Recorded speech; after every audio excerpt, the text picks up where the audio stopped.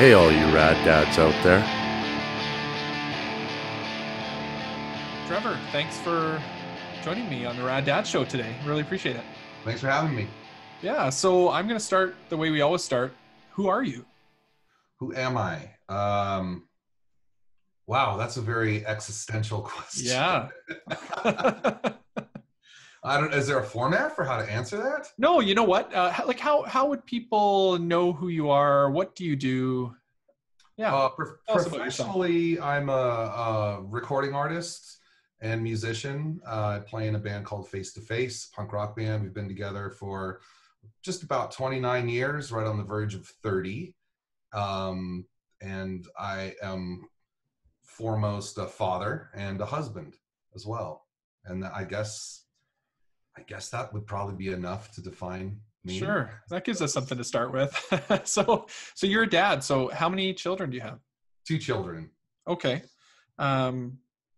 Ages, names? Yeah, I might be on a little bit of the far spectrum from maybe, I don't know what your typical guest is and what the ages of their children are, but yeah, we have a range for sure. Okay, my son is 24 and my daughter is 20, about 21. So, I'm kind of on the later spectrum of what a lot of people might consider parenting, but the news flash is, and it's something that I hadn't really considered, is that it's a lifelong endeavor.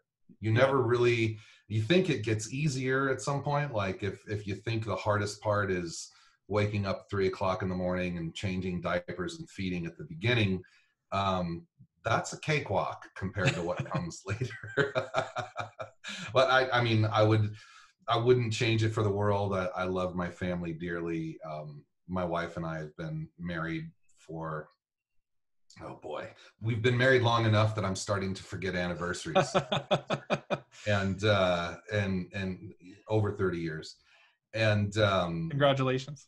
Thanks. And our kids and our family is it's everything. So it is challenging the older your kids get, and it doesn't go away with adulthood. There's not a magic wand at 18 where your kids just go, see ya, I'm going to go live my life. You're still involved as a parent, which is awesome, because I feel like at someday, maybe when I'm in my 70s or something, I might wish the kids needed me more, so it's still good to be needed.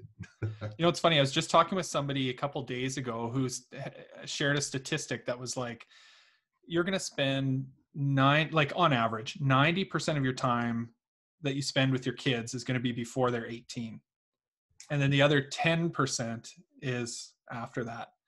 And so you're kind of at a stage where you've just kind of passed that mark. And, people are branching out into their own lives, right? Right, exactly. And it's really great to see. It's a very fulfilling time to see your kids start to come into their own and become young adults and start to establish their own as they finish their secondary education and they're starting to establish their own careers and all that kind of good stuff.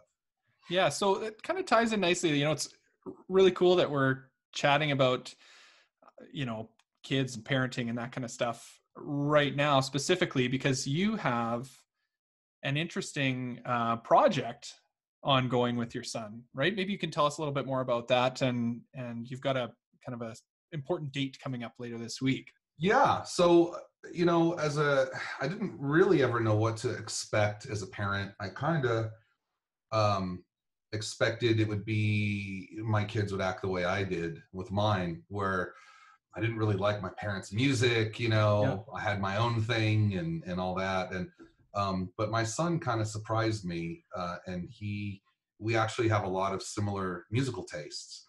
And both my son and daughter, we encouraged them and had them take private piano lessons when they were little guys, around 6 or 7. And so they both have that training. And then my son wanted to go a little further with it and learned how to play guitar and got interested in songwriting and recording and all that kind of stuff as well. So I don't know, maybe 3-4 years ago, he started going, hey, Dad, we should do some kind of a project together. And you know, which totally surprised me, and I thought it was super cool. But it also made me think a little bit too, like, okay, since this is like what people know me for, I don't want to, it's so easy to do like a really corny version of that. And Yeah. I think a lot of people, I'm not a very outwardly, I'm not very outward with my personal life. I'm all fine, you know, promoting the band and my music as much as possible. With my personal life, I kind of play that a little closer to my chest. Yeah. So a little tricky thinking about maybe how to do that. So I wanted to approach it as like an actual, you know, bona fide real music project, not like, hey, I'm a guy in a band and I have a kid, so we're gonna do stuff, you know. So we approached it as a actual real, you know, project, and how musician, songwriters, recording artists would take an approach to that. Right. I had to find common ground with the two of us first too, like, because I'm sure he would have enjoyed doing a myriad. We were talking about doing like an 80s style Depeche Mode band or whatever, which would have been fun too. Yeah. I don't have the programming skills for that, but I figured if it was going to be something that would be potentially taken seriously, that we should do something so outside of the genre of punk rock that it wouldn't, you know, look like nepotism. Like, hey, Charlie's, you know, joined the band now, and he's gonna jump back there with the guitar. So we kind of settled on this electronic ambient kind of sound that we both like. You know, it's music we both listen to on our own anyhow. And for me, it's challenging because it's so far out of my wheelhouse, and right. For him, it's music that he already enjoyed making. So we came together and just started writing a bunch of music for it. Settled on the name IcarusDaedalus, which I think is kind of self-explanatory. Yeah. And just started writing some songs. And over about a 2-year period, we managed to put enough music together for a full album. It's been one of those things that you know, I've been bugging the band about over the years. Like, we'll show up for a tour and I'll be like, oh, check out this new song me and Charlie just did, and make them listen to it on the bus or whatever. And they just kind of, yeah, okay, dude, cool. But you know, now that we finished it up, I think it's a really great record. It's something I'm very proud of, and I know Charlie is too. They're well crafted, well-produced songs, and I think the album is really enjoyable to listen to, and it's something that, you know, emotionally, sonically, it's not aggressive. It's more meant to be like a relaxing, kind of chill sort of experience. So we got that together. We did a digital release of it earlier this year, and now we have a video that we collaborated with a friend of mine who's Brazilian, who's a illustrator, works for some different comic book companies and stuff. And he agreed to make a video for us for a single that I think the video is supposed to premiere on this Friday, as well as we've made a limited edition run of about 100 copies only, very limited, of collectible 180-gram vinyl to kind of commemorate the album this year. So the video and the vinyl are both, the vinyl ships Friday, and the video will be available Friday. I'm not sure what outlet yet it might premiere on, but since I'm a little early on it, you can definitely watch it at our YouTube channel, which is IcarusDaedalus YouTube. Easy enough to find. Yeah. Cool. So like, obviously that's, you know, a really unique thing. And I think a lot of maybe, you know, face-to-face fans, Trever Keith fans probably were or are a little bit, you know, surprised to see a project like this, you know, come out of you. Maybe it's just, you know, kind of unexpected. And so I'm curious, like, you kind of talked about its music, you know, that kind of ambient type of style. That's kind of music you're interested in, your son's interested in. Did some of that sort of come from your son, or was that just sort of organic that you both were kind of into that? Like, tell me about that kind of process of landing on that genre. I might have steered that a little bit more. Okay. because I was already into a lot of ambient music. One of my favorite artists is Chihei Hatakeyama. I'm probably pronouncing it completely wrong. He's a Japanese ambient artist that Okay. is just amazing, that I listen to all the time and have been. But I became interested in the beginnings of ambient music and the early stuff, Brian Eno stuff, music for airports. And I'm sorry, that's not Brian Eno, it's the other guy. Anyway, it's a thing I have been interested in for quite a while, and music I've been listening to. So it's something I wanted to see if I was capable of doing. For starters, it is Brian Eno. There, I'm not an idiot. I said Brian Eno, and I questioning yourself. felt the panic of being on a podcast and quoting the wrong artist. We can edit this later. That's considered the first ambient record, and that got me interested in ambient music, and then I've just kind of gone from there. I know Charlie is interested in, he likes like 80s, not cheesy 80s music, but the cool stuff like The Cure and the Smiths, and he likes those kind of soundscapes that are a little bit, it takes more instrumentation and programming and production than just like a standard rock band.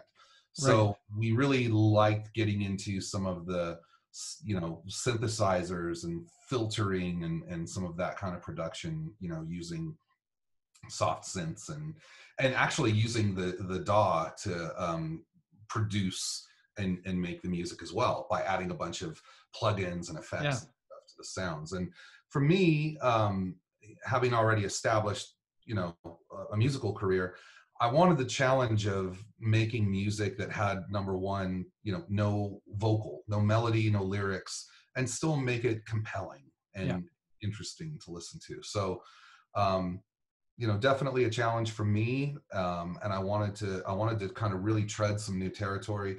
And then for Charlie, with his really being his first foray into something that is, like making an actual record album for release to the public. It was a learning experience for him too. So one of the things that we did also do that I think was a fun part of the production, because you can really get out into the weeds when creatively, when you are making records these days, especially with everything that's available to you.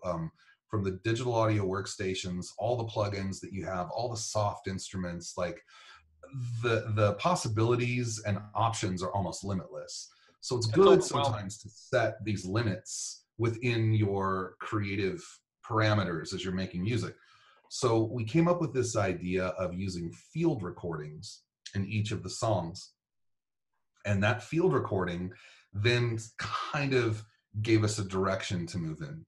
It dictated a rhythm or a sound texture or something for us to move into. So I collected some field recordings from traveling, and then Charlie and I have done a bunch of traveling together that we also collected field recordings from. And they can be, one of them is just radio static from an AM radio. Another one was, we were in an airport together, I believe it was in Atlanta.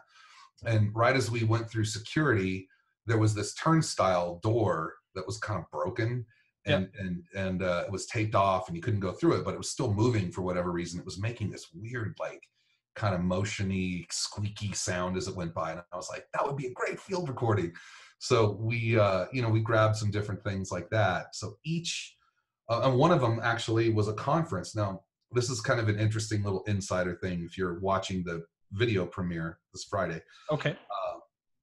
That field recording was a conference for, I can't remember the exact name of it, but it's like a skeptic type society that Charlie and I attended, and we recorded a little bit of the speakers, and uncredited. And but we liked the talk, and so we used some of that dialogue in there. But it was a true field recording as we were sitting in the audience, listening to the speakers. So that was kind of a fun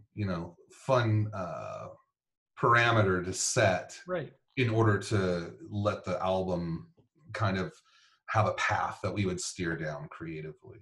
And that So kind it's of not puts just you, I random. imagine, puts you in a bit of a moment too when you're kind of creating that. Like you're kind of remembering where that's coming from as well. Yeah, and it makes it a bit more personal in that regard because it's like a memory or a snapshot of time, and then we create the music around it. Right. So what does that process look like, you guys creating? Like, is that happening at home?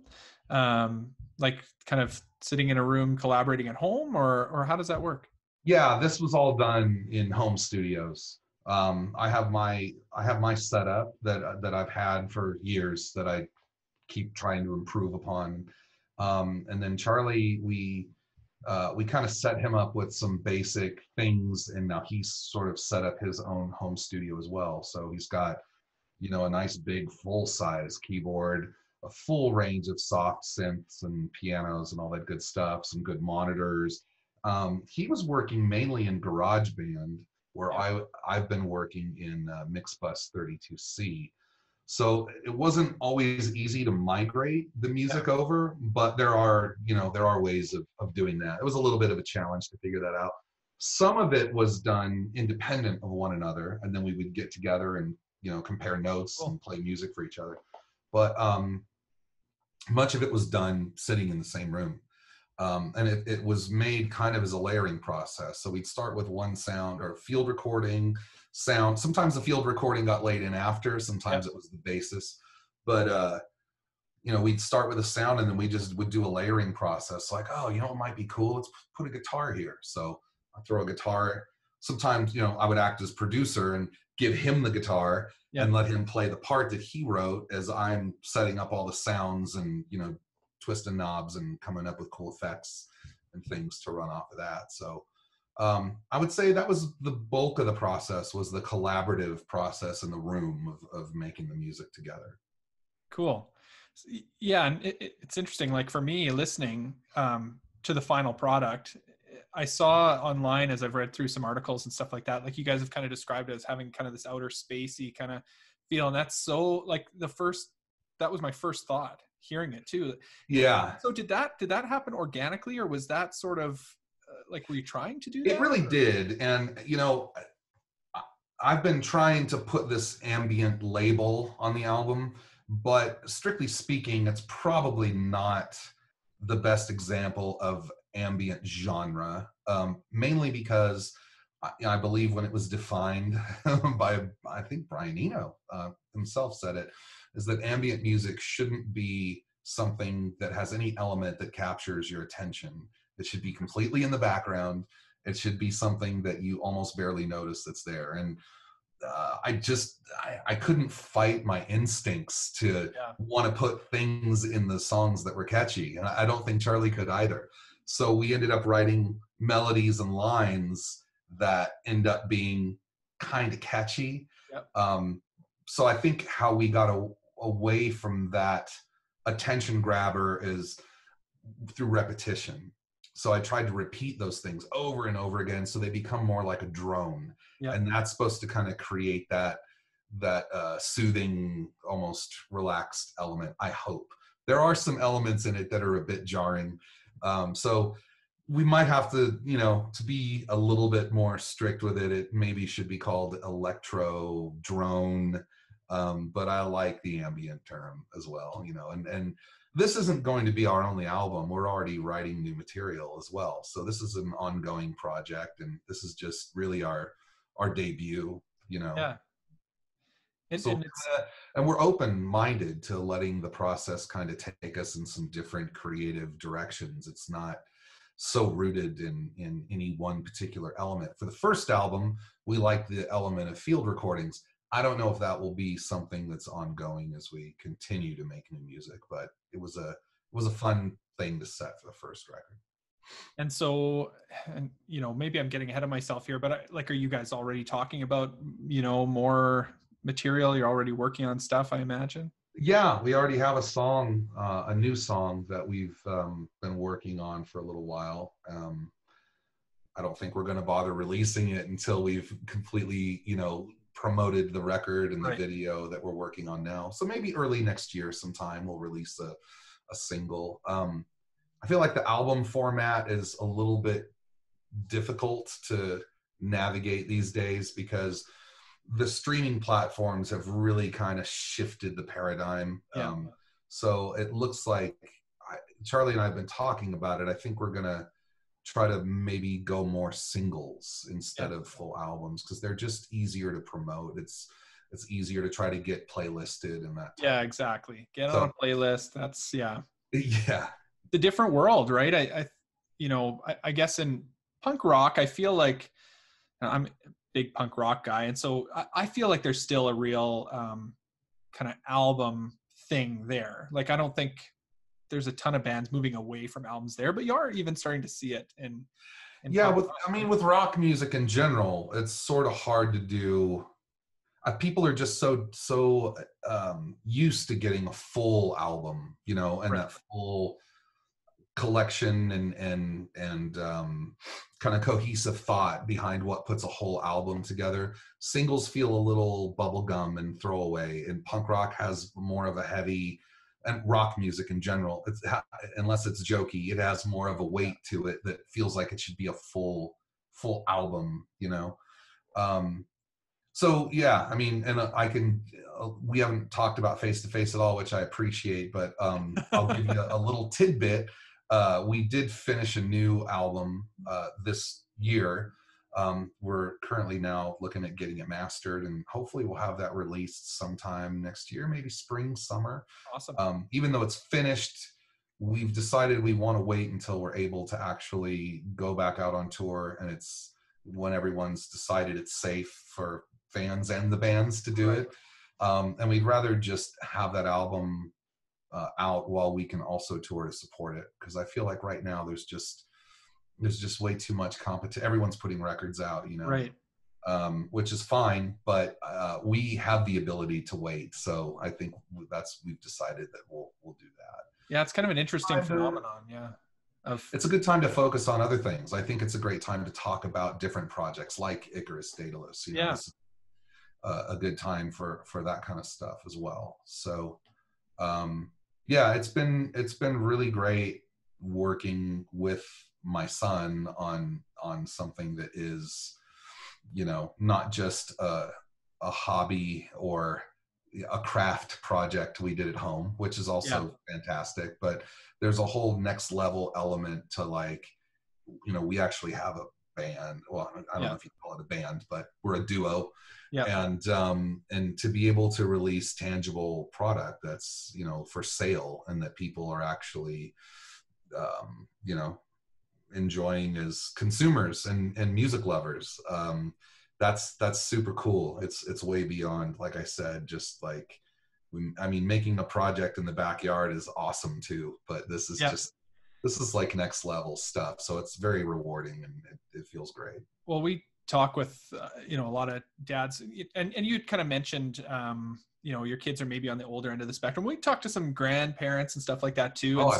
So we'll, kind of get the whole range. But one thing that's really interesting with musicians, inevitably you end up kind of talking about, do your kids play music? Are they interested in music? And a lot, it's funny because a lot of, like a common thread, a lot of musicians will say, well, yeah, like, I, try to get my kid to play guitar, or like, get interested in what I am playing or the music I like. And, sometimes it's hard. It's kind of like pulling teeth. And I have little kids, so I'll sometimes be like, oh, come on, at least like my 5-year-old, like, let's listen to this. Let's listen to the Ramones. And she's like, whatever. Like, I don't, and you kind of feel like you have to force it, but that must be a really cool feeling as a dad to have a project with your son where this isn't like you pulling him along. This is a collaborative thing. He's interested and you guys are doing it together. Yeah, absolutely. Like I said, as a son, I never expected him to be interested to want to play music with me. I figured he would think that, it's not cool or whatever. Yeah. But it was pleasantly surprising that he wanted to. And my daughter, she's polar opposite. Music doesn't really interest her in terms of a creative outlet. She's creative in other ways. She's more of a visual artist. Okay. But which is great, but I have no ability to do visual art. So I appreciate it, and I think she's great with her visual art. It's fantastic. But yeah, my son went more with the audio side, and my daughter more with the video side. Cool. or visual, not necessarily video, but paintings and embroidery and different things like that. Right. So this is the Rad Dad Show. Do you consider yourself a rad dad? You know, I don't know if I think you can only be a rad dad if others consider you to be, I suppose, right? So, I try my best. It's not easy being a musician, and you know, God knows I've spent plenty of time away from the family.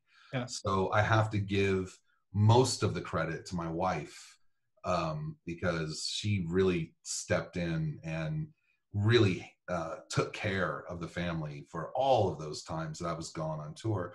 I was fulfilling a role too. Luckily, you know, and stoked for me that I got to go out and earn money and contribute to the family in that way by doing something that was super fun. Most people don't get to do that.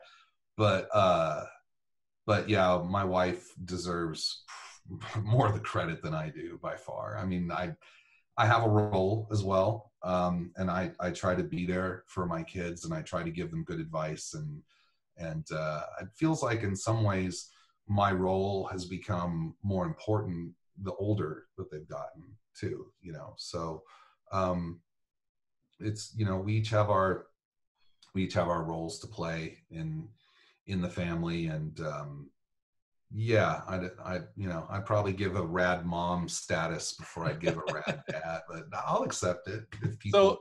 So if maybe let me flip the question a little bit. What if I asked you to define what's a rad dad, and you're kind of looking outward, like what would those characteristics be to you?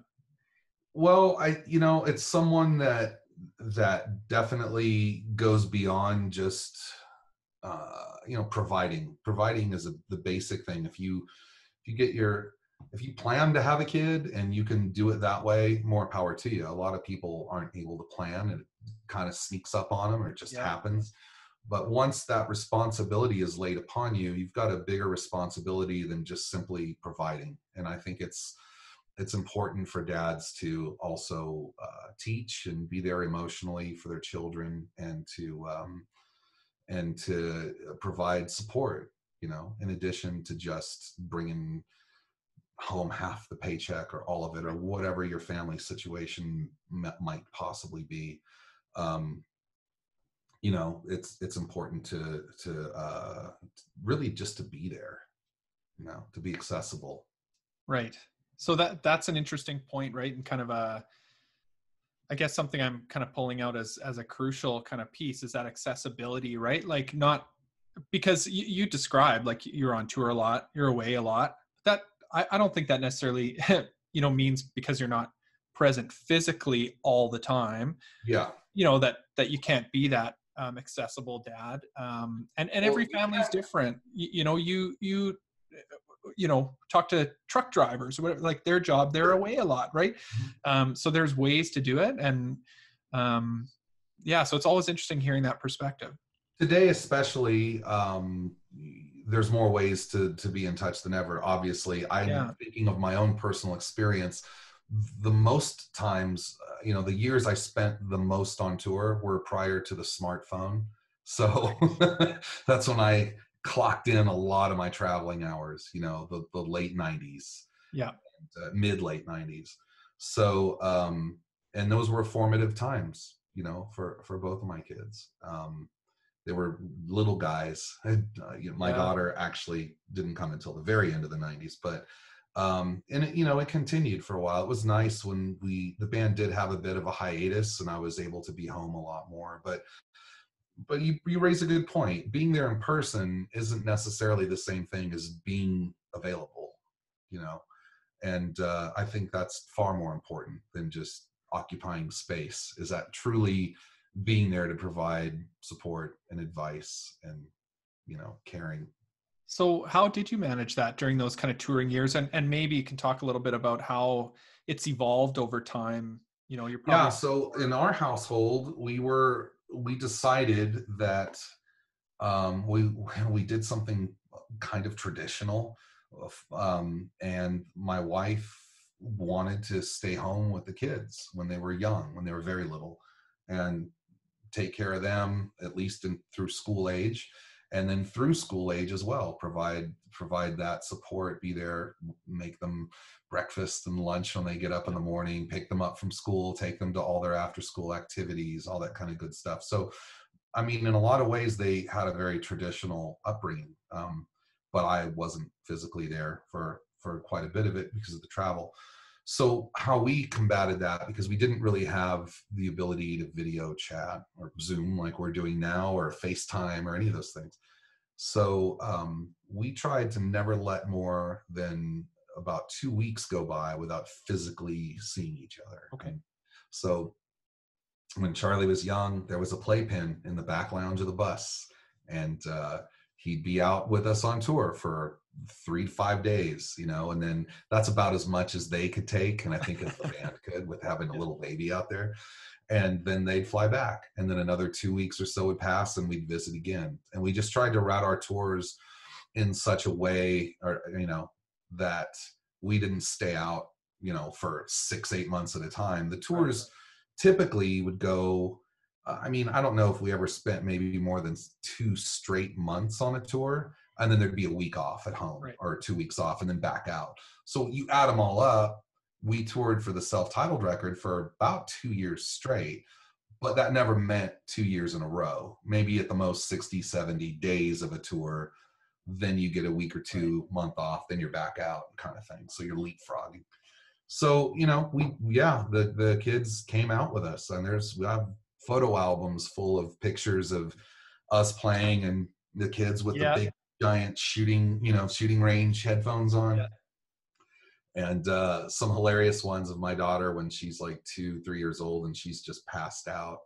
Yeah. Funny, on the side of the stage, sleeping on a road case with these big giant things on, like how, you know, only kids could sleep through something like that, right? Yeah. Yeah, they're so resilient and adaptable, right? Like they just, that's what it is for them. They figure it out. Exactly. So they definitely adapt to travel. I think what it did for my son is it's funny, you know, it made him want more structure, and he liked going on tour. If you ask him about it now, he'll say one of the best places ever is the bunk on the bus, and he has memories of getting in his bunk and closing the curtain and playing Game Boy, you know, and having the cold air conditioning blow on him when it's super hot outside on the Warped Tour or whatever. Yeah. And so he still has fond memories of doing that kind of thing. But, you know, he unlike my daughter, wants more of a traditional, you know, schedule and timeline. And, you know, this is when I go to bed, this is when I get up and all that. And I haven't done that because my entire adult life I've been lucky enough to tour, which is a schedule too, but a completely different one. You know, you're up at 10 or 11 and then you sound check and then you do the show and you're up till 3 o'clock in the morning. So very different timeline. Yeah. So what are the most rewarding aspects of being a dad? Seeing your children happy, you know, seeing them, it rips your heart out when they go through things that are challenging, when they're upset, when they have difficulties. But you know, it's super rewarding when they have good things happen for them as well, when they, you know, graduate from school or complete, you know, do something really good in sports, that, you know, achieve some kind of championship or whatever. Both of my kids played sports, mostly baseball and softball. My daughter played soccer for a little while. Nice. You know, seeing them happy and fulfilled by achieving their own goals is probably the most rewarding thing. And I'm not there yet, but I have a suspicion that when my kids are ready to have kids, that's going to be a pretty crazy one too. And it's probably going to be pretty cool to, once I can accept being old enough to be a grandparent, because I'm probably there. I'm looking forward to having little guys around again, because it only happens for a brief amount of time and then it's gone, you know. Yeah, the you know, a couple times we've talked to grandparents on this show. I mean, they kind of describe this totally different thing than the relationship they have with their kids, right? And I mean, I see it even with my kids and their grandparents. Like that relationship is so interesting. So Sure. Well, you get to have all the fun without any of the responsibility. yeah, you just tap out. I'm out of here. We got to go home. Yeah. So how did fatherhood change you, do you think? Completely and totally. And I wasn't ready for it. I had no idea what that feeling would be like. But the day that my son was born, my entire perspective on life changed. And it's not to say that I wasn't still selfish, and I'm sure I still am to some degree. It's something we all have to struggle with, you know, on some level. But my entire perspective on life changed because no longer was I didn't feel like it was just me that I had to worry about, or my wife and I. All of a sudden, you know, we had something larger than us that we wanted to care for and nurture and defend, you know, at any cost. And that it just feels really fulfilling in a way, you know, not in a way that I'd even expected, because I was 27 when my son was born, and in my perfect world, which no one ever gets to live, I was like, I want to be 30, you know, 30 is my golden age for, then we'll talk about kids. Yeah. And it just happened a little bit sooner, but when it did, it was just, I don't know. I have difficulty putting it into words, but it just completely changes. It changed my perspective, at least on life and what is important and what doesn't matter so much in life. Yeah, it almost like when you you talk to other people about it who maybe they don't have kids, you kind of try and describe what that feeling is. It is really hard to describe, right? It's almost like a new purpose for your life or something. Yeah, like and people will joke, you know, they'll be like, oh, well, my dog is the most important thing to me, and my cat. And sure. You know, you have super strong connections with pets, of course, it's great. But I don't know, there's something about that biological connection to something that is, you know, an offspring of yours. Yeah, there is something there. I don't know that anybody has really figured out what that is yet, but there's something, right? It's like a connection that you can't quantify. Yeah, it's part of, I mean, it is something bigger than you. It's nature. Yeah. It's something that is part of, it's just something that's ingrained in us through your DNA or something. So you kind of mentioned, Trevor, that your son had sort of come into your life a little bit unexpectedly, or, you know, not on the schedule you had originally envisioned. So, you know, 27 years old, so I had my first daughter when I was 30. And so I know, you know, what that feels like as a young man, having a child. Were you afraid at all? Like, did you have any fears about becoming a dad? I don't think so. I wasn't. No, I don't think it made me afraid. Because I was very wrapped up in what the band was doing at the time. This was '96 when we hadn't quite yet finished. It was he was born in April, so the beginning of '96 ish. We were about to go and start recording our self-titled record. Right. And I didn't know it at the time, but we were kind of on this real kind of upward climb where we were becoming well known after this obscurity of the garage. You know, that was a real formative time for Face to Face. So I had two big kind of life-changing things happening at once. The biggest one was becoming a father, but then at the same time, my career was also kind of taking this kind of so, and it would continue to happen throughout that year of '96. And like I said, that became the record we toured on the most. We toured almost 2 years straight. So it was a lot to happen all at once, you know. I think I was afraid it might keep me from possibly becoming successful, because I was really focused on my work at the time. But I had no fear of it, because my wife was so accommodating and cool and willing to just go, well, we'll just bring him with us. He's a baby, he'll adapt. So take that tour. I'll see you in a couple of weeks. And when we just kind of made it work. Were you like the first in the band to have a child? I was, yeah. And so how did the band see that? I'm curious. They were probably afraid of the same thing, right? Well, Scott had joined the band while my wife was still pregnant, so he was ready for it. He kind of knew what was coming. I don't think, honestly, I don't really know. I don't know if it bothered Rob. Rob was the drummer at the time. Yep. Chad was in the band at the time, and Chad's son would be born only maybe a couple years after that. So we were all kind of getting to that age where if you had a relationship, if you were married or had a long-term serious relationship, that's kind of around the time that the kids start to it's in the back of your mind. Yeah. Are you, Trever, are you able to share like what your relationship was like with your dad? Sure. Yeah. My dad is still living, which is great. I hope he continues to for a long time. Yeah.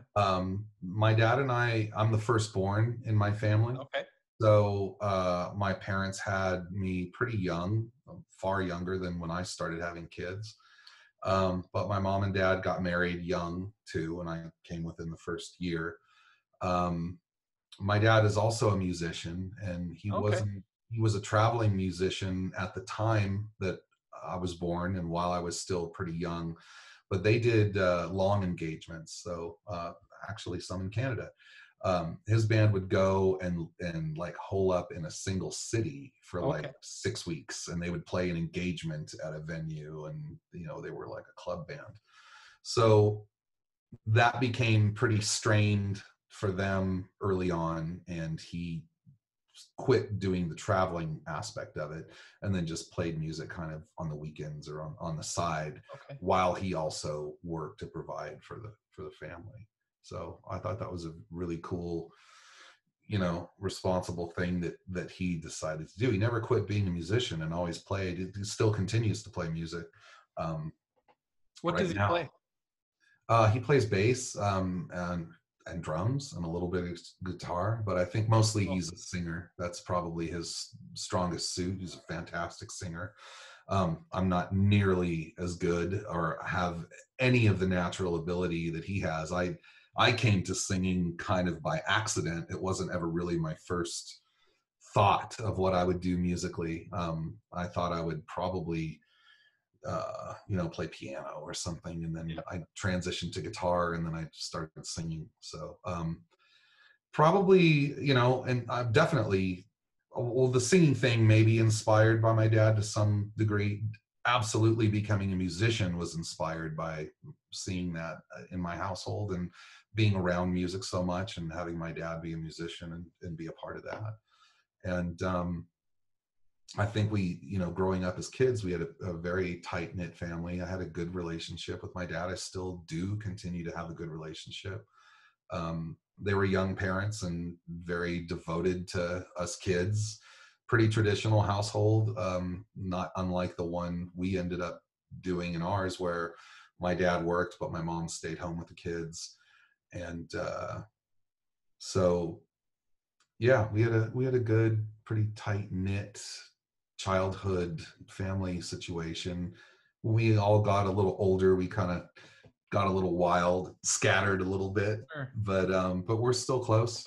Cool. We just had Thanksgiving with my parents, and I see them regularly, and nice, all that good stuff. And do you think your dad's approach to parenting has affected the way you approach parenting? Certainly the music thing, has obviously worked its way through the generations in your family, but yeah, I think my dad's been a fantastic example for me as a father, because he, without ever having to tell me, just through his own actions, instilled a sense of responsibility and I don't know what else I would say besides responsibility, but I watched his example of how he cared for the family, how he, constantly provided, and he was there, and he turned down the opportunity to travel and play music the way that he could have done, because he wanted to make the commitment to raising me and my brother and later my sister and take care of our family. So it was hugely inspirational without ever saying a word. Right. So is that feeling, like you talked about earlier, that accessibility of the parent, and the support just kind of being there when you need it. Yes. And that was sort of part of that for you. Yeah, absolutely. Yeah. Cool. I'm going to put you on the spot a little bit here, Trever. We do this. You haven't already? More than before. We do this feature called the Rad Dad Bad Dad feature, and what we kind of like to do is get you to, if whatever sort of comes to mind first, describe a moment that was kind of like a blue ribbon dad moment.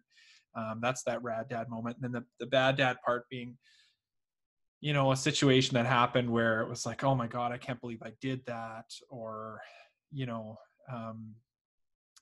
don't know if anything sort of comes to mind for either of those. Often those bad dad moments, they pop right into your mind because they're so poignant. Yeah, well, sure. No one's perfect, and I have not been perfect throughout my parenting career so far. I'm pretty mellow. I don't typically lose my temper. I don't yell a lot at the kids. Charlie being the first and being a boy, there was a little corporal punishment. He'd get a hand smack or something, but we never spanked the kids. I never went near my daughter, not even a smack on the hand as a toddler or anything like that. But occasionally, since I am pretty even-tempered, it's like a pressure cooker, and sometimes I got to let off a little bit of that steam. So, I've had moments where I've done that. We yelled and screamed and said some things I didn't mean, simply just because I lost my temper. I can't think of anything in particular, but that push you into the red. There's been a few. There's been a half a dozen over the years. That's I think that's an interesting one to point out, actually. Like it kind of seems like we don't like to talk about that, those times you kind of fly off the handle, but almost invariably, almost everybody we talk to kind of describes those moments as being like those real feel bad moments. Like you just lose your cool, yell at your kid for whatever, usually it's something stupid. And then it happens, and then you can't take it back. Yeah. I think that's what you feel the worst about. And for whatever reason, you give in to a losing your temper, and once it's out there, you can't really take it back, even if you didn't mean what you said. So those aren't the best moments.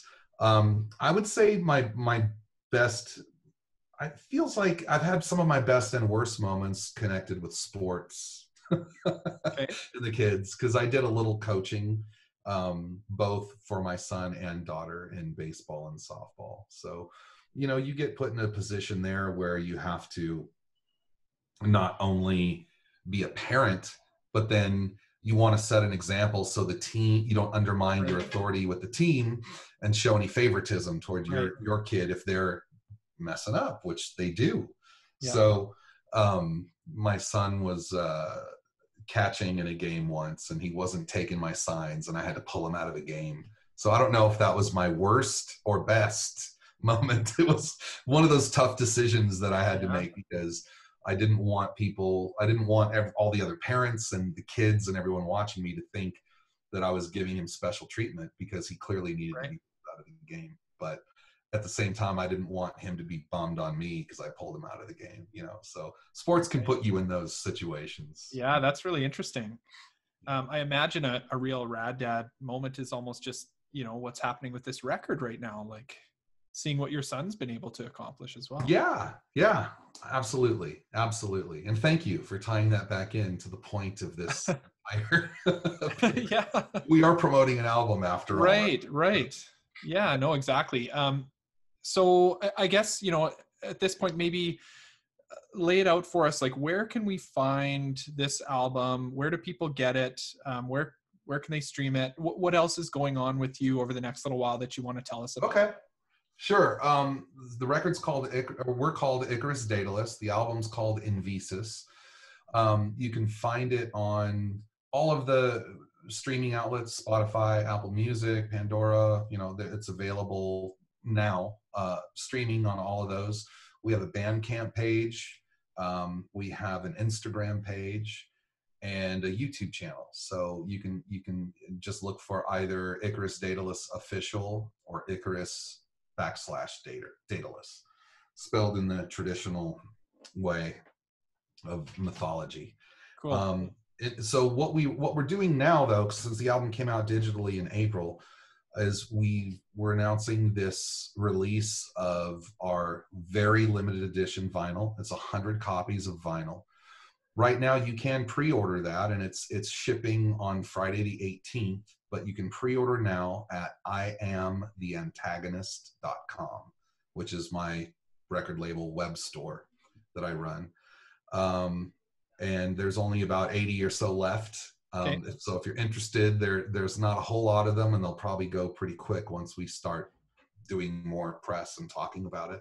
So get over there at IamTheAntagonist.com. And then also you can premiere our new music video, which is for the song Ortus Solus. And that will also be available at our YouTube channel, which is IcarusDaedalus Official. Awesome. Yeah. And we'll put links to all of that in our episode notes as well. And anything Awesome. that we release. Yeah. Don't wait until this album's only available on Discogs. Go pre-order it now, right? Yeah, for edition, sure. so get it For now. sure. Any words of wisdom for dads out there, Trever? Maybe current dads, maybe dads to be. Yeah, I know not every situation is perfect with your relationship with your kid's mom, and I would just encourage anyone that might be in a trickier situation like that, don't let that get in the way of being close to your children. And for those people that are in a situation that's easy with mom, don't let yourself become one of those distant fathers that doesn't communicate and be available. I think those are the best two things you can do, is just be there, show up, listen to your kids, help them with whatever issues they have, or just be there to hang out and have fun. Right.